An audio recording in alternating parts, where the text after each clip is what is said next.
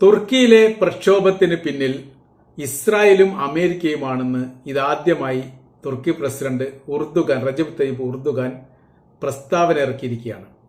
രാജ്യത്തിന്റെ അകത്ത് ആഭ്യന്തരപരമായിരിക്കുന്ന വിഷയങ്ങൾ ഉണ്ടാക്കാൻ വേണ്ടി പ്രതിപക്ഷ കക്ഷികളെ കൂട്ടുപിടിച്ചുകൊണ്ടുള്ള പ്രക്ഷോഭ സമരങ്ങളാണ് ഇസ്താംബൂളിനെ കേന്ദ്രീകരിച്ചൊക്കെ നടക്കുന്നത്. അപ്പൊ തുർക്കിയെ സൈനികപരമായ രീതിയിൽ ഇല്ലാതാക്കുക അല്ലെങ്കിൽ ശക്തി ക്ഷയിപ്പിക്കുക എന്നുള്ളതാണ് ഇവരുടെ ഉദ്ദേശ ലക്ഷ്യങ്ങൾ. അത് നടക്കാൻ പോകുന്നില്ല എന്ന് റജബ് തയ്യിപ്പ് ഉർദുഗാൻ തുറന്നടിക്കുകയാണ് ചെയ്തത്. അദ്ദേഹം പറയുന്ന കാര്യം ഇതാണ്: തങ്ങളുടെ നയങ്ങളും നിലപാടുകളും അമേരിക്കക്ക് നീരസമുണ്ടാക്കുന്നതാണ്. ഇസ്രായേലിനും അങ്ങനെയാണ്. ഇസ്രായേലിനെ തങ്ങൾ ഒരു ഭീകര രാജ്യമായിട്ടാണ് കാണുന്നത്. തങ്ങൾ ആ നിലപാട് UN സഭയിൽ പറയുകയും ചെയ്തിട്ടുണ്ട്. അമേരിക്കയുടെ നയങ്ങളും നിലപാടുകളും വലിയ രീതിയിൽ പ്രശ്നങ്ങൾ പല രാജ്യത്തും ഉണ്ടാക്കിയിട്ടുണ്ട്. സിറിയ അട്ടിമറിക്കുന്നതിലും നിങ്ങൾ വലിയ രീതിയിൽ പങ്കാളിത്തം വഹിച്ചവരാണ്. അപ്പൊ രാജ്യത്തിലെ മുസ്ലിം രാജ്യങ്ങൾക്കിടയിൽ പ്രക്ഷോഭങ്ങളും വിഷയങ്ങളും പ്രശ്നങ്ങളും ഉണ്ടാക്കുക എന്നുള്ളത് എല്ലാ കാലത്തും അമേരിക്ക ചെയ്യുന്നതാണ്. അതിന് ചൂട്ടുപിടിച്ച് കൊടുക്കാൻ ഇസ്രായേൽ എല്ലാ കാലത്തും ഉണ്ടാവുകയും ചെയ്തിട്ടുണ്ട്. സമാനമായിരിക്കുന്ന സ്ഥിതിയാണ് ഇപ്പോൾ തുർക്കിയിൽ വലിയ രീതിയിൽ ജനങ്ങളെ സംഘടിപ്പിച്ചുകൊണ്ട് സർക്കാരിനെതിരെ പ്രതിപക്ഷത്തിന്റെ നേതൃത്വത്തിൽ പ്രക്ഷോഭം സംഘടിപ്പിക്കാനുള്ള അടിവേരുകൾ പൈതുമ്പോൾ അത് യഥാർത്ഥത്തിൽ അമേരിക്കയിലാണ് എത്തി നിൽക്കുന്നത് എന്നുള്ളതും, ഈ നഗരങ്ങളിൽ വെച്ച് അധികാരം കൈമാറുന്ന ഒരു സ്ഥിതികളൊന്നും ഒരു കാലത്തും തുർക്കി പിന്തുടർന്നിട്ടില്ല എന്നുള്ളതും, പ്രക്ഷോഭകാരുടെ കൈവശത്തിലേക്ക് അധികാരങ്ങൾ കൈമാറുമെന്ന് അമേരിക്ക കരുതേണ്ടതില്ല എന്നുമാണ് ഈ വിഷയവുമായിട്ട് ബന്ധപ്പെട്ട് തുർക്കിയുടെ പ്രസിഡന്റ് പറഞ്ഞിരിക്കുന്നത്. അപ്പോൾ ആഭ്യന്തര വിഷയങ്ങൾ ഉണ്ടാക്കുക എന്ന് പറഞ്ഞുകൊണ്ട് ഉദ്ദേശം സിറിയയുടെ അകത്ത് കൃത്യമായിരിക്കുന്ന നിലപാടുകൾ തുർക്കിക്ക് ഉണ്ട് എന്നുള്ളതും, ആ തുർക്കിയുടെ നിലപാടിനനുസരിച്ചാണ് അവിടെ ഇപ്പോൾ ഭരണം നടത്തുന്നത് എന്ന് ഇതിനു മുൻപ് തന്നെ അമേരിക്ക പറഞ്ഞിരുന്നു. അമേരിക്കയുടെ സൈനിക കേന്ദ്രങ്ങളുള്ള മേഖല കൂടിയാണ് സിറിയ എന്ന് പറയുന്നത്. ആ മേഖല പോലും യഥാർത്ഥത്തിൽ സുരക്ഷിതമല്ലാത്തൊരു സ്ഥിതിവിശേഷം ഉണ്ട് എന്ന് പറഞ്ഞാൽ അവിടെ തീവ്ര ചിന്താഗതിക്കാരായിരിക്കുന്ന പല വിഭാഗങ്ങളും ഗോത്ര വിഭാഗങ്ങൾ പോലെ പ്രവർത്തിക്കുന്നുണ്ട്. അവരെല്ലാവരും ഇസ്രായേലിനും അമേരിക്കക്കും എതിരാണ്. പല ഘട്ടങ്ങളിലും സിറിയയുടെ അതിർത്തി ഭാഗങ്ങളിൽ നിന്ന് ഇസ്രായേലിനെ അവർ ആക്രമിച്ചു കൊണ്ടേയിരിക്കാറുണ്ട്. അതിനൊക്കെ തുർക്കിയുടെ പിന്തുണ ഉണ്ടാവാറുണ്ട്. രഹസ്യമായ രീതിയിൽ ഹമാസിനെ അതല്ലെങ്കിൽ ഇസ്രായേലിനെതിരെ പോരാടുന്നവരെ തുർക്കി സഹായിക്കുന്നുണ്ട് എന്ന് തങ്ങൾക്ക് സംശയമുണ്ട് എന്ന് ഇതിന് മുൻപ് തന്നെ ഇസ്രായേലിന്റെ പ്രതിനിധി പറഞ്ഞിരുന്നു. തുർക്കി അങ്ങനെ നമ്പാനൊന്നും കൊള്ളില്ല. അവര് രഹസ്യമായ രീതിയിലെങ്കിലും ഈ തങ്ങൾക്കെതിരെ സമരം നടത്തുന്ന അല്ലെങ്കിൽ പ്രക്ഷോഭം നടത്തുന്ന അല്ലെങ്കിൽ യുദ്ധം ചെയ്യുന്നവരെ സഹായിക്കാറുണ്ട്. അത് ആയുധപരമായിട്ടും സാമ്പത്തികമായിട്ടും സഹായിക്കാറുണ്ട്. ഞങ്ങൾക്കത് കൃത്യമായിട്ട് അറിയാവുന്നതാണ്. അതുകൊണ്ടാണ് ഫലസ്തീനിൽ നിന്ന് ഇസ്രായേലിനെതിരെ പ്രതിഷേധം നടത്തുന്ന അല്ലെങ്കിൽ യുദ്ധം ചെയ്യുന്ന വിഭാഗത്തിന്റെ കൈവശത്തിൽ ആയുധത്തിന്റെ ചോർച്ചയുള്ളത് ഇതുവരെ റിപ്പോർട്ട് ചെയ്യാത്തതിന്റെ പ്രത്യേകമായിരിക്കുന്ന കാരണം ഇറാനോടൊപ്പം തന്നെ തുർക്കിയും ചേർന്നുകൊണ്ട് അവരെ സഹായിക്കുന്നു എന്നുള്ളതാണ്. ഓരോരോ ഭാഗം കൃത്യമായ രീതിയിൽ തന്നെ അവർ പറയുന്നുണ്ട്. ഓരോരോ ദിവസത്തിലും കപ്പൽ കണക്കിന് ആയുധങ്ങളാണ് അമേരിക്കയും ഫ്രാൻസും അടക്കമുള്ള രാജ്യങ്ങൾ ഇസ്രായേലിലേക്ക് അയച്ചുകൊണ്ടിരിക്കുന്നത്. എന്നിട്ടും തങ്ങൾക്ക് ആയുധത്തിന്റെ കുറവുണ്ട് എന്ന് പല രാജ്യങ്ങളോടും തങ്ങൾ അത് പറയുകയും പല രാജ്യങ്ങളും തങ്ങളെ സഹായിക്കുകയും ചെയ്തിട്ടുണ്ട്. ഇന്ത്യയോട് പോലും ഇസ്രായേൽ സൈനികമായിരിക്കുന്ന സഹായം ആവശ്യപ്പെട്ടിട്ടുണ്ട്, ആയുധ സഹായം. ഇത് കൊടുത്തോ ഇല്ല എന്നതിനെ കുറിച്ചുള്ള കൃത്യമായിരിക്കുന്ന വിവരങ്ങളും പുറത്തു വന്നിട്ടില്ല. പല രാജ്യങ്ങളോട് ആവശ്യപ്പെട്ടിട്ടുണ്ട്, പല രാജ്യങ്ങൾ തങ്ങളെ സഹായിച്ചിട്ടുണ്ട്. നൽകാത്തവരുണ്ട്, നൽകില്ലെന്ന് പറഞ്ഞവരുമുണ്ട്. ആയുധം തീർച്ചയായിട്ടും തങ്ങൾക്ക് അനിവാര്യമായിരിക്കുന്ന കാര്യമാണ്. അത്യാധുനികമായിരിക്കുന്ന സംവിധാനങ്ങൾ ഉപയോഗിച്ചുകൊണ്ടുള്ള ഒരു യുദ്ധമാണ് ഇപ്പോൾ ഇസ്രായേൽ ഫലസ്തീൻ നടത്തിക്കൊണ്ടിരിക്കുന്നത്. അതുകൊണ്ട് വൈദൂര, അതായത് 5 കിലോമീറ്റർ ഒക്കെ വൈദൂരം, 5 കിലോമീറ്ററിന്റെ ഉള്ളിലുള്ള നടക്കുന്ന സംഭവത്തെക്കുറിച്ചൊക്കെ അറിയുന്ന സ്റ്റെതസ്കോപ്പുകളൊക്കെയാണ് സൈനികരുടെ കൈവശത്തിലുള്ളത്. അതിന്റെ പുറമെ നിരീക്ഷണ പറക്കൽ നടക്കാൻ ചെറിയ ചെറിയ കുഞ്ഞു ഡ്രോണുകൾ അവർ പറത്തിക്കൊണ്ട് ഏതൊക്കെ മേഖലയിൽ ശത്രുക്കൾ ഒളിച്ചിരിക്കുന്നു എന്ന് മനസ്സിലാക്കാൻ സാധിക്കുന്ന വിധമാണ് അവരുടെ യുദ്ധത്തിന്റെ തന്ത്രങ്ങളൊക്കെ.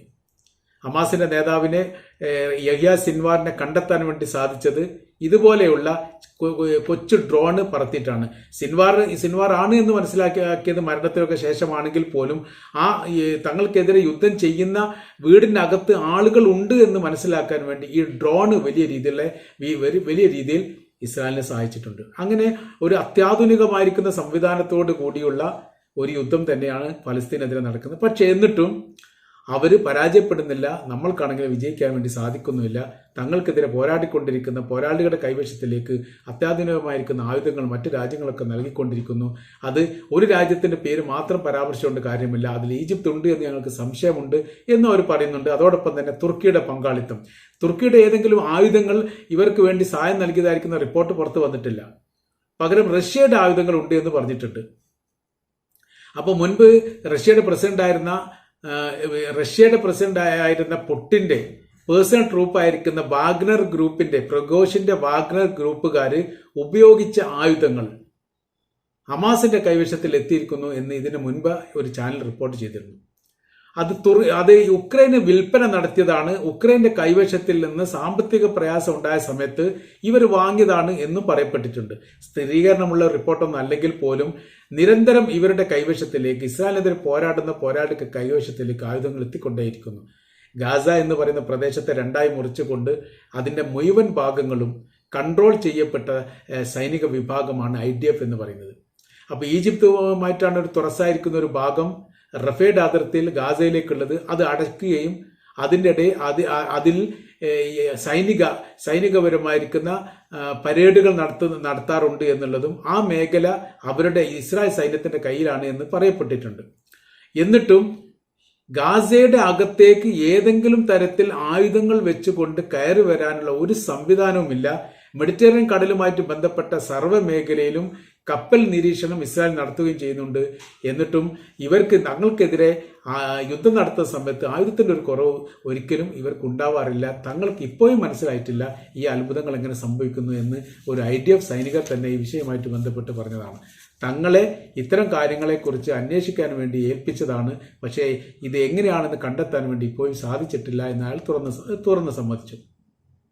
അപ്പോൾ നമ്മൾ പറഞ്ഞു വരുന്ന വിഷയം തുർക്കിയുമായിട്ട് ബന്ധപ്പെട്ട കാര്യത്തിൽ ആ രാജ്യത്തിന്റെ ഒരു അസ്ഥിരത്വം ഉണ്ടാവണം. ആ അസ്ഥിരത്വം ഉണ്ടാവണമെങ്കിൽ അവിടെ ആഭ്യന്തരപരമായിരിക്കുന്ന വിഷയങ്ങൾ ഉണ്ടാവണം, കലാപങ്ങൾ ഉണ്ടാവണം, പ്രശ്നങ്ങൾ ഉണ്ടാവണം. അതിനെ പ്രതിപക്ഷത്തെ സംഘടിപ്പിച്ചുകൊണ്ട് സർക്കാരിനെതിരെ സമരം നടത്തുന്ന ഒരു പ്രവൃത്തിയാണ് ചെയ്തത്. അതിന് അവിടുത്തെ കുർദ് വിഭാഗത്തെ കൂട്ടുപിടിക്കപ്പെട്ടിട്ടുണ്ട് എന്നും പറയുന്നു. കുർദ് വിഭാഗം എന്ന് പറഞ്ഞാൽ 15 മുതൽ 20 ലക്ഷത്തോളം കുർദുകളുള്ള ഒരു രാജ്യമാണ് തുർക്കി എന്ന് പറയുന്നത്.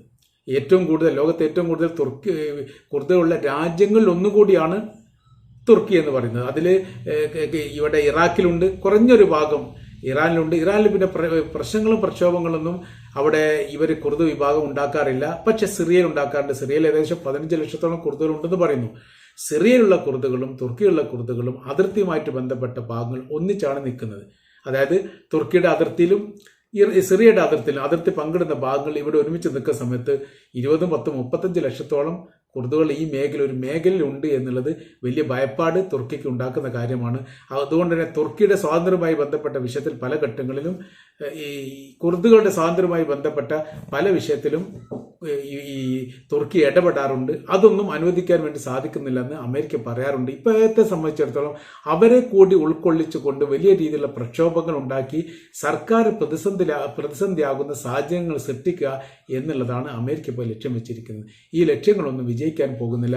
പല ഘട്ടങ്ങളിലും പല സാഹചര്യങ്ങളിലും പല അവസ്ഥകളിലും തങ്ങളുടെ രാജ്യത്തിനെതിരെ രഹസ്യമായും പരസ്യമായും അമേരിക്ക അടങ്ങുന്ന സംവിധാനങ്ങൾ ശ്രമിച്ചിട്ടുണ്ട്. രണ്ടാം ലോക യുദ്ധത്തോടനുബന്ധിച്ച് അവരുടെ ആ ശ്രമം ഇതിന്റെ ഭാഗം യുദ്ധം കഴിഞ്ഞതിന് ശേഷം പിന്നീട് ഏറ്റവും വലിയ സൈനിക ബലമുള്ള ശക്തിയായി അമേരിക്കയെ മാത്രം അംഗീകരിക്കണം, മറ്റൊന്നും അംഗീകരിക്കാൻ പറ്റില്ല എന്നൊരു നിലപാട് ആ കാലഘട്ടത്തിൽ തന്നെ അമേരിക്ക എടുത്താണ്. രണ്ടാം ലോക യുദ്ധത്തോട് കൂടിയിട്ട് യഥാർത്ഥത്തിൽ ആ സഖ്യകക്ഷികളല്ല വിജയിച്ചത്. അത് വിജയിച്ച സഖ്യകക്ഷികൾ എന്ന് പറയുന്ന സമയത്ത് അമേരിക്ക ഉണ്ടാവണം, അതിൽ സോവിയറ്റ് യൂണിയൻ ഉണ്ടാവണം, ചൈന ഉണ്ടാവണം, അങ്ങനെ കുറേ രാജ്യങ്ങൾക്ക് ഉണ്ടാകുന്ന സമയത്ത് അവർ സംയുക്തമായ രീതിയിലാണ് യുദ്ധത്തിൽ പങ്കാളിത്തം വഹിച്ചത്. അതുകൊണ്ട് അവർ വിജയിക്കണം എന്നാണ് യഥാർത്ഥത്തിൽ അതിന്റെ ഉദ്ദേശം ഉണ്ടായിരുന്നത്. എന്നാൽ അതിന്റെ മേൽക്കോയ്മ ജപ്പാനിൽ ഹിരോഷിമയിലും നാഗസാക്കിയിലും ആണവ സ്ഫോടനം നടത്തിക്കൊണ്ട് ആ രാജ്യത്തെ പരാജയപ്പെടുത്തുകയും ജർമ്മനി കീഴടങ്ങുകയൊക്കെ ചെയ്തോട് കൂടിയിട്ട് പിന്നെ ആധിപത്യവുമായിട്ട് ബന്ധപ്പെട്ട കാര്യം അമേരിക്കയാണ് തല ഉയർത്തി നിന്നുകൊണ്ട് പിന്നീട് സംസാരിക്കാറുള്ളത്. ലോകത്തിലെ എല്ലാ വിഷയത്തിലും ഇടപെടുന്നത് അവരാണ്. അതിന്റെ തുടർച്ചയായ രീതിയിലാണ് ഇപ്പൊ തുർക്കിയിലും വിഷയങ്ങൾ ഉണ്ടാക്കിയിരിക്കുന്നത്. അതുകൊണ്ട് നഗരത്തിൽ വെച്ചും തെരുവുകളിൽ വെച്ചും അധികാരം കൈമാറുന്ന ഒരു പാരമ്പര്യം തുർക്കിക്കില്ലെന്നും ഈ കൈമാറ്റം അമേരിക്ക സ്വപ്നം കാണണ്ട എന്നുമാണ് തുർക്കിയുടെ പ്രസിഡന്റ് ഈ വിഷയമായിട്ട് ബന്ധപ്പെട്ട് പ്രതികരിച്ചിരിക്കുന്നത്.